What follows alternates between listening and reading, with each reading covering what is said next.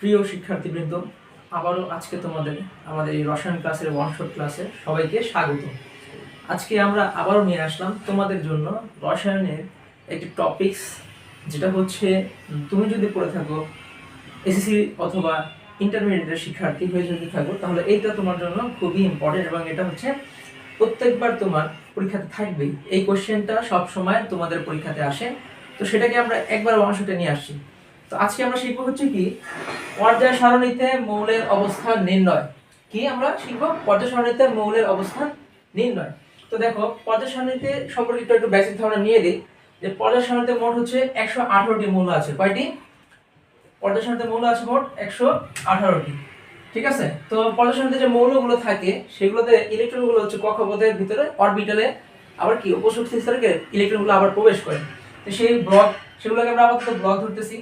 নাম হচ্ছে কি এস, তারপর হচ্ছে পি, তারপর হচ্ছে ডি, তারপর হচ্ছে এফ। তো দেখো, মনে রাখবা হচ্ছে এস ব্লকে মৌল আছে কয়টি? 14টি। পি ব্লকে মৌল আছে কয়টি? 36টি। ডি ব্লকে মৌল আছে কয়টি? 41টি। এফ ব্লকে মৌল আছে কয়টি? 27টি। এভাবে হয় মোট 118টি। তারপর হচ্ছে দেখো, পর্যায় সারণীতে বাম থেকে ডানে কি করা হয়? গ্রুপটা কাউন্টিং করা হয়। মানে বাম থেকে যত ডানে যাবা তত গ্রুপ কাউন্টিং করা হবে। যেমন 1 2 3 4 5 6 7 8 9 10 11 12 13 14 15 16 17 18। ঠিক আছে? আবার হচ্ছে উপর থেকে নিচে, কি বলছি? উপর থেকে নিচে গেলে সেখানে পর্যায় কাউন্ট করা হয়। যেমন সেটা হচ্ছে 1 থেকে 7 পর্যন্ত। ঠিক আছে? তো এইভাবে বুঝতে পারছো যে পর্যায়টা কি আসলে আর এবং গ্রুপটা কি। গ্রুপটা হচ্ছে বাম থেকে ডান দিকে কাউন্ট করে, আর পর্যায়টা হচ্ছে উপর থেকে নিচে কাউন্ট করা হয় পর্যায় সারণীতে। তো আজকে আমরা শিখবো হচ্ছে কিভাবে একটি মৌলের গ্রুপ এবং পর্যায় নির্ণয় করতে হয়, যেটা তোমাদের পরীক্ষা থাকে। তো আমরা প্রথমে শুরু করতে যাচ্ছি হচ্ছে এস ব্লক দিয়ে।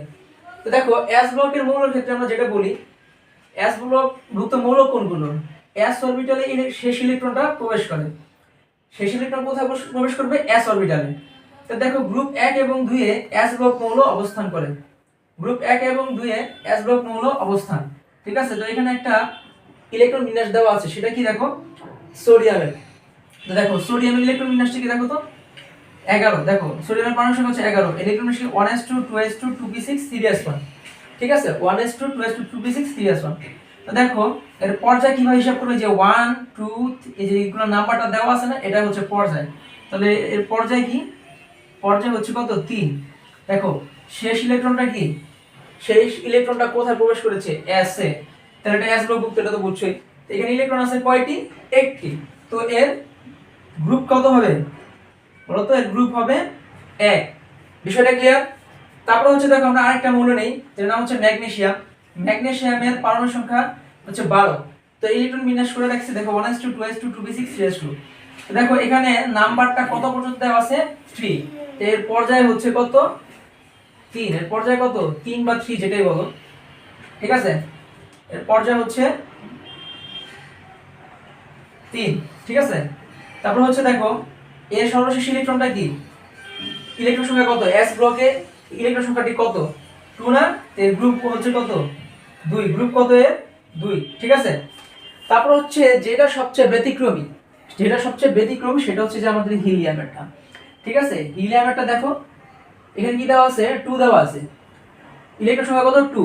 তো দেখো, এস গ্রুপটা কিন্তু ফিল আপ করছে, কিন্তু এর গ্রুপ কত? এর গ্রুপ হচ্ছে 18। গ্রুপ কত? গ্রুপ হচ্ছে 18। আর হচ্ছে পর্যায় হচ্ছে, দেখো এখানে 1 দেওয়া আছে, এর পর্যায় কত? পর্যায় হচ্ছে 1, 1 বা যেটাই বলি।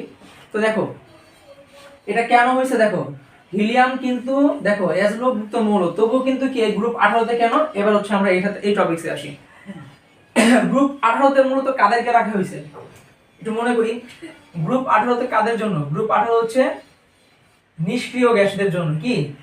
এখানে সব হচ্ছে নিষ্ক্রিয়। তো হিলিয়ামের এস ব্লক ফুলফিল করার পরেও সে 18তে অবস্থান করতেছে, কারণ হচ্ছে কি সে হচ্ছে নিষ্ক্রিয়। তার বৈশিষ্ট্যগুলো গ্রুপ 18 এর মৌলের সাথে কি করা যায়? মিল পাওয়া যায়। কি হয়? মিল পাওয়া যায়, মানে নিষ্ক্রিয়তার মতো বৈশিষ্ট্য সে বজায় রাখে। এই জন্য হিলিয়ামকে শুধু কি এরকম একটা ইলেকট্রন বিন্যাস থাকা সত্ত্বেও তাকে গ্রুপ 18তে রাখা হয়েছে। ঠিক আছে? তাহলে আমরা একবার চলে আসি, চলো দেখো। এবার দেখো, এস ব্লকে কি মনে রাখবা? সর্বশেষ কক্ষপথে যদি এস ফিল আপ থাকে হিলিয়াম ব্যতীত, যদি 1 ফিল আপ করে তাহলে গ্রুপ 1, আর যদি 2 ফিল আপ করে তাহলে কি গ্রুপ 2। এই জিনিসটা খেয়াল রাখলে কিন্তু হয়ে যায়। ঠিক আছে, তারপর হচ্ছে আমাদের পরবর্তী কোশ্চেন পি ব্লকের মধ্যে আসি। দেখো পি ব্লকভুক্ত মৌল কোনগুলো যার পি অরবিটালে সর্বশেষ ইলেকট্রনগুলো প্রবেশ করে। তা দেখো পি ব্লকভুক্ত মৌলতে কি হয়, এই যে এই ব্লকভুক্ত মৌলগুলা গ্রুপ 13 থেকে 18 তে অবস্থান করে, এটা মনে রাখবা। 13 থেকে 18 তে কি থাকে, পি ব্লকভুক্ত মৌল থাকে এদের অবস্থা। ঠিক আছে, তারপর দেখো গ্রুপ নির্ণয় করবা কিভাবে, মনে করবা পিটা যখন আসে পি অরবিটালের সাথে ওই কক্ষপথের যে এস অরবিটালে যে ইলেকট্রন সংখ্যা সেটাকে যোগ করে দিবা, আর সাথে একটা 10 যোগ করে দিবা। ঠিক আছে, যেমন এখানে একটা উদাহরণ আছে, যেমন কি দেখো ফ্লোরিনেরটাই দেখি আমরা।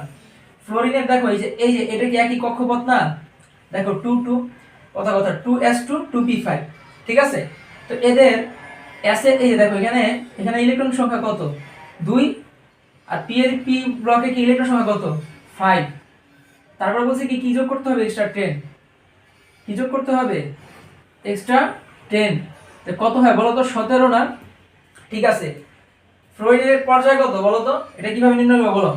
এখানে দেখো কি দেওয়া আছে 2 লেখা না, তাহলে পর্যায় হচ্ছে 2, পর্যায় হচ্ছে কি 2, আর এটা হচ্ছে গ্রুপ। ঠিক আছে, তারপরে দেখো এবার আসি আমরা ক্লোরিনের ক্ষেত্রে। ক্লোরিনে দেখো কি দেওয়া আছে, সর্বশেষ কক্ষপথে কি কি অরবিটাল আছে, এস আর হচ্ছে পি। ঠিক আছে, তাহলে আমাদের গ্রুপে নির্ণয়ের ক্ষেত্রে কি করব বলছি, পি এর সাথে এস এর ইলেকট্রনগুলো যোগ করে দাও। যোগ করো কত আছে এখানে 2, প্রথমে কি আমার 10 প্লাস করতে হবে অবশ্যই, তারপর হচ্ছে 2 দাও, তারপর হচ্ছে 5 দাও, এটাও কি 17। এটার গ্রুপ সংখ্যা কত 17। এর পর্যায় কত, পর্যায় হচ্ছে 3, এর পর্যায় কত 3, আর গ্রুপ হলো কত, গ্রুপ হচ্ছে 17। মনে থাকবে তো বিষয়টা। তারপরে হচ্ছে দেখো ডি ব্লকভুক্ত মৌল। তো ডি ব্লকভুক্ত মৌল কোনগুলোকে বলা হয়, যার সর্বশেষ ইলেকট্রনটা কি ডি অরবিটালে প্রবেশ করে। ঠিক আছে, তো ডি অরবিটালে প্রবেশ করে যে এই যে এদের যে গ্রুপটা এটা কোথায় আছে, এদের গ্রুপটা হচ্ছে 3 থেকে 12 তে। 3 থেকে 12 তে ডি ব্লকভুক্ত মৌলগুলো কি করে অবস্থান করে। তো এদের গ্রুপ নির্ণয় করব কিভাবে, গ্রুপ নির্ণয় হচ্ছে যে ডি অরবিটালটা থাকে, ডি অরবিটালের ইলেকট্রন সংখ্যা আর হচ্ছে এস অরবিটালের ইলেকট্রন সংখ্যাকে কি করে দিতে হবে, যোগ করে দিতে হবে। কি করে দিতে হবে, যোগ করে দিতে হবে। যেমন আমরা একটা মৌল নিছি, নাম হচ্ছে কি স্ক্যান্ডিয়াম, ক্যালসিয়ামের পরে হচ্ছে ডান দিকে আর কি। স্ক্যান্ডিয়ামের ইলেকট্রন সংখ্যা হচ্ছে 21। দেখো এটা আমরা ইলেকট্রন বিন্যাস করি 1s2 2s2 2p6 3s1 3p6 3d1 4s2। এখন দেখো এখানে ডি অরবিটালটা, এখানে দেখো ডিটা কিন্তু আমি আগে লিখছি, মানে কি ডি অরবিটালে মনে করো শক্তিটা হচ্ছে অনেক বেশি ইলেকট্রন রাখতে পারবে। তো কিন্তু 4s এ যে এই s অরবিটালে ইলেকট্রন সংখ্যা কিন্তু কম রাখা যায়। এজন্য সব সময় sটাকে ফিল আপ, এই 4s এর 2টাকে ফিল আপ করতে, তারপরে যা d তে প্রবেশ করছে, এজন্য আমরা ডি ব্লকভুক্ত মৌল ধরতেছি। যখন আমরা ইলেকট্রন বিন্যাস করি তখন কি করে 3টাকে পরে লিখি, যেমন এইভাবে লিখি দেখো 4s2 তারপর হচ্ছে 3d1, মানে এটা ফিল আপ করে তারপরে যা অবশিষ্ট থাকবে সেটা এখানে বসে, পুরোটাকে সিরিয়াল করে এইভাবে কাস্টমাইজ করা হয়। এখন দেখো স্ক্যান্ডিয়ামের যদি আমি বলি গ্রুপ নির্ণয় করব কিভাবে, ফর্মুলাটা কি, ডি আর এস এর ইলেকট্রন সংখ্যা যোগ করে দাও। ডি এর ইলেকট্রন সংখ্যা কত 1, আর হচ্ছে এস এর কত হচ্ছে 2, যোগ করলে হয় 3।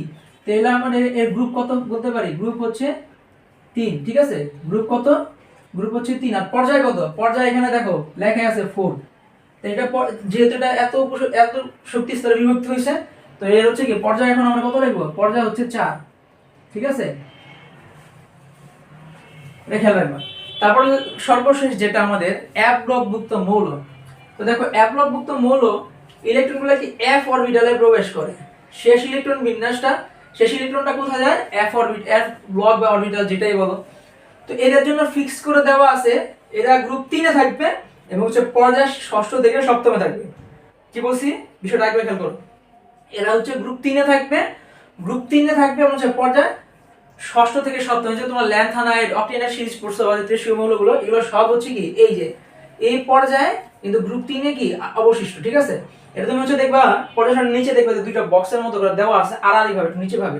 ঠিক আছে, দেখবে যেভাবে ব্লক দুইটা দেওয়া আছে আলাদাভাবে পর্যায়ের একবার নিচে, এটা হচ্ছে এই যে এ ব্লকভুক্ত মৌল। তো আজকের ক্লাসে আমরা যা শিখলাম, এটা তুমি যদি এই ভিডিওটা দুই একবার যদি কিছু না বুঝো বারবার দেখবা, আশা করি অবশ্যই তুমি এটা পেরে যাবা। তুমি যদি একবার এটা বুঝতে পারো তাহলে তোমার পরীক্ষার আগে দিনে তো টেনশন নেওয়ার ব্যাপার নেই, কারণ হচ্ছে এই ভিডিওটা একবার দেখার মাধ্যমে তুমি এই ধরনের কোশ্চেন সব সলভ করতে পারবা, হোক তুমি এসএসসি লেভেলের স্টুডেন্ট অথবা তুমি ইন্টারমিডিয়েট লেভেলের স্টুডেন্ট।